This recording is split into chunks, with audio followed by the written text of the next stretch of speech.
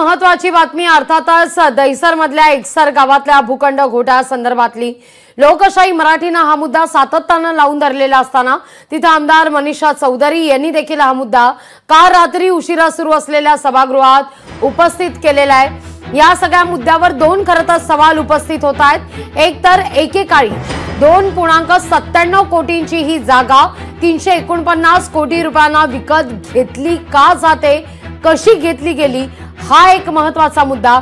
आणि दुसरा मुद्दा, या सगळ्या प्रकरणी एसआयटीची चौकशी होऊन अहवाल का सादर केला जात नाहीये मागणी करून सुद्धा पाणी कुठं मुरतंय। या सगळ्या विषयी बोलण्याकरता ज्यांनी सभागृहात हा मुद्दा उचलून धरला, लावून धरला, त्या आमदार मनीषा चौधरी आपल्या सोबत जोडल्या गेलेल्या आहेत। ताई नमस्कार, स्वागत आहे तुमचं लोकशाही मराठीमध्ये।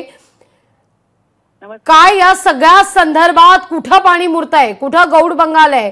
वारंवार तुम्ही मागणी करताय, जेव्हा जेव्हा अधिवेशन सुरू असतं तेव्हा तेव्हा तुमच्याकडून हा मुद्दा उपस्थित केला जातो, पण तरी देखील अधिवेशन संपल्यानंतर मात्र हा मुद्दा देखील तितकाच थंड होतो।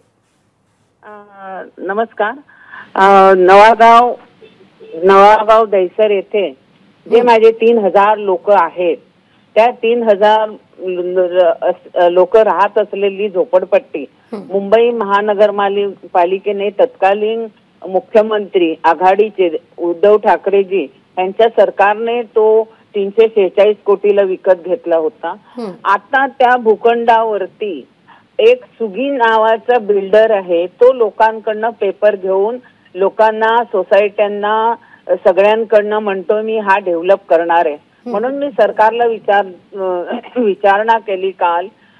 293चा विरोधी पक्षांचा जो प्रस्ताव होता, ह्या प्रस्तावावर बोलत असताना जर मुंबई महानगरपालिकेने हा एवढ्या 346 करोड रुपये विकत घेऊन भूखंड घेतला असेल तर त्या भूखंडाचे पैसे ह्या बिल्डरने महापालिकेला किती दिले आणि दिले असतील, त्याचप्रमाणे आधीच आमची मागणी होती की अजमेरा बिल्डर वरती कारवाई करावी।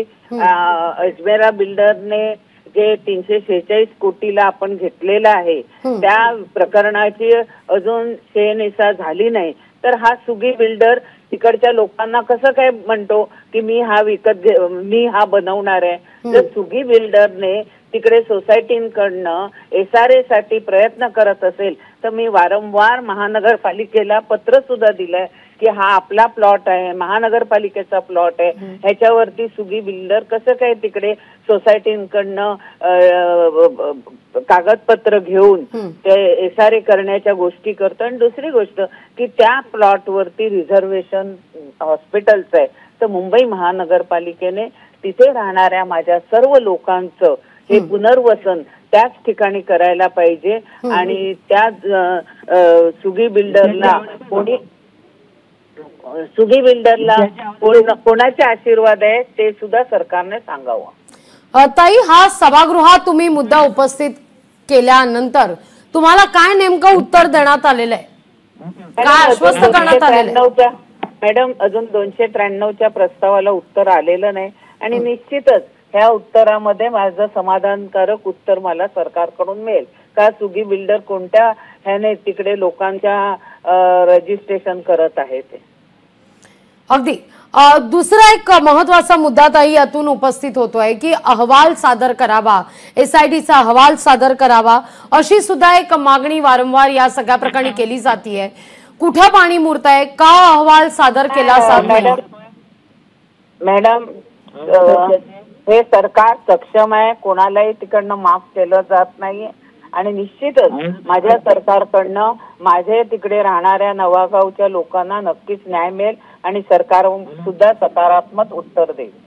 अगदी मनीषाताई, अगदी शेवटचा सवाल, खरं तर या सगळ्या मुद्द्यावर तिथं हा जो सगळा भाग आहे त्या ठिकाणी तुम्ही आमदार आहात, प्रवीण दरेकर आहेत, त्या सगळ्या परिसरामध्ये भाजपची एक ताकद मोठ्या प्रमाणावर या सगळ्या पट्ट्यात पाहायला मिळते। असं असताना सुद्धा इतका मोठा घोटाळा या ठिकाणी घडतोय। या विधानसभेची आमदार मी आहे, मला जो प्रश्न विचारला त्याचं प्रश्नाचं उत्तर मी तुम्हाला देते। प्रवीण दरेकर हे विधान परिषदेचे आमदार आहेत, त्यांना तुम्हाला काय प्रश्न ह्या बाबतीत विचारायचा असेल तर तुम्ही प्रवीण दरेकरांची मुलाखत घेऊ शकता।